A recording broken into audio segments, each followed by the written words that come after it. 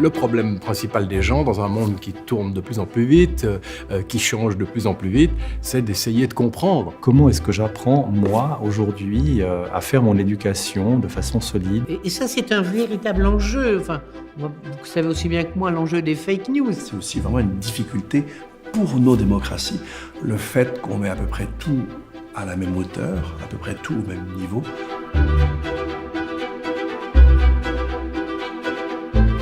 C'est une création de James Fazy dans une période extraordinairement éblouissante de l'histoire de Genève. On est au lendemain des Lumières du XVIIIe. Il y avait là des enjeux éthiques considérables.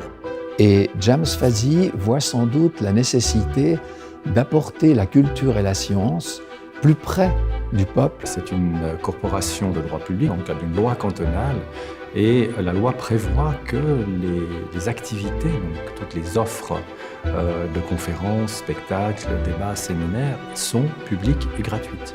Donc l'Institut national de Genevois appartient aux Genevois. Sa mission, c'est d'approfondir le débat, d'approfondir la discussion autour des thèmes qui permettent à Genève de s'incarner dans son histoire, mais aussi dans son futur. Le but est de pouvoir cheminer ensemble dans l'acquisition critique des connaissances et des savoirs dans tous les domaines. Les citoyens genevois peuvent dialoguer avec les acteurs de la vie culturelle, de la vie politique, de la vie économique de Genève. Au Bois-Mot, 24 conférences par année, c'est quand même 2 par mois, c'est pas mal, hein? Nous essayons d'avoir un suivi dans ces conférences. Ça nous oblige aussi à réfléchir, à prendre la distance par rapport à toutes ces évolutions technologiques où on est à la pointe de ce qui se fait.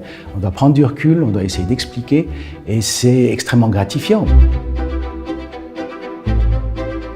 L'accompagnement, ça peut être bien. C'est comme quelqu'un qui vous prend par la main et puis qui vous dit « Tiens, on va voir ce concert, ça va être cool ». Aristote disait déjà que l'homme est un être fait pour vivre en société.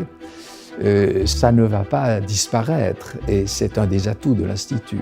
Donc nous avons clairement un regard tourné aussi vers l'extérieur, non seulement la Suisse, mais le monde entier.